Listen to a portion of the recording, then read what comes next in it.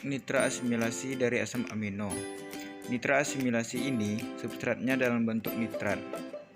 Proses ini mulai dari absorpsi, berlangsung di sitosol,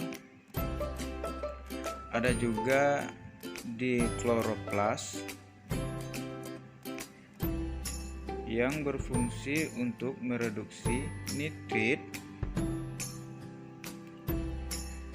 menjadi amonium. Sementara di sitosol mereduksi nitrat menjadi nitrit, yang produk akhirnya berupa asimilasi. Nitra asimilasi ini ialah asam amino yang terdiri dari produk glutamin, glutamat,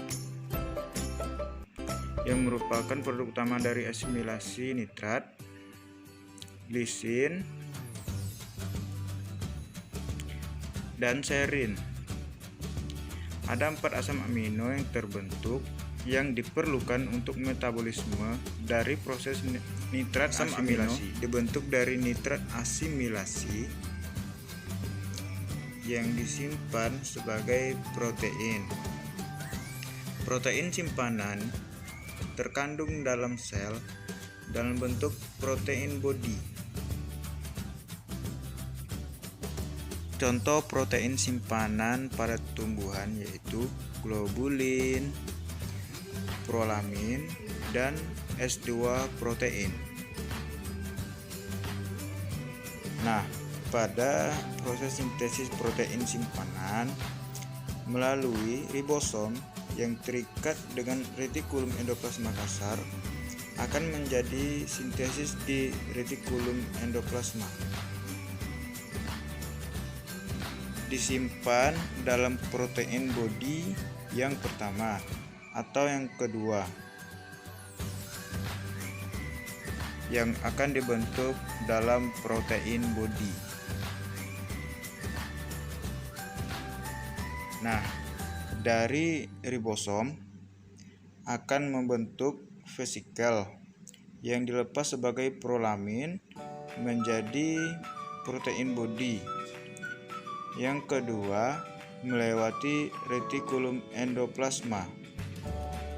Vesikel lalu masuk ke aparatus Golgi, ditransfer ke vakuola.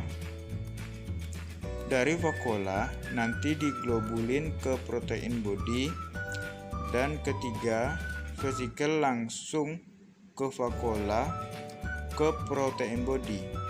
Ketika protein dibentuk akan dijerap oleh membran, ditransfer dari bagian satu ke bagian lainnya yang akhirnya akan membentuk protein body.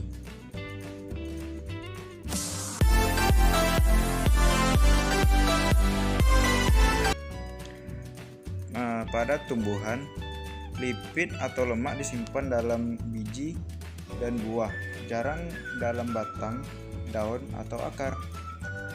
Pada angiospermae, lipid disimpan dalam kotiledon, jaringan penyimpanan endosperma.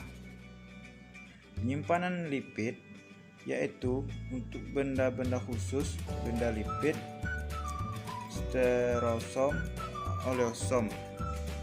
Stereosom memiliki kandungan minyak sedikit dibandingkan oleosom yang memiliki kandungan minyak yang banyak dan berlangsung di dalam sitosol.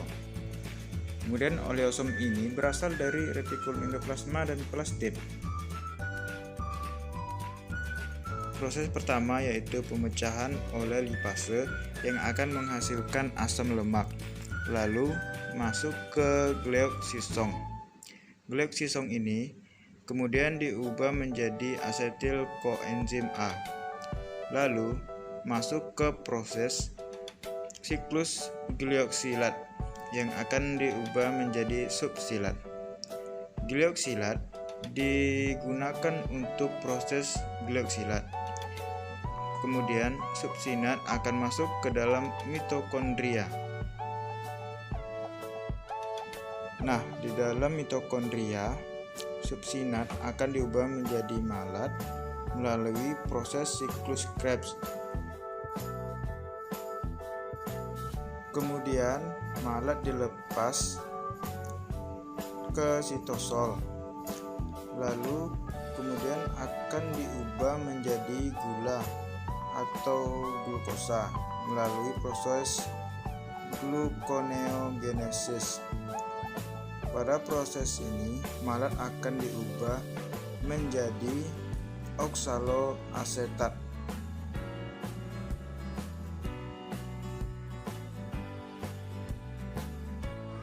Itulah penjelasan tentang sintesis lemak dan sintesis protein.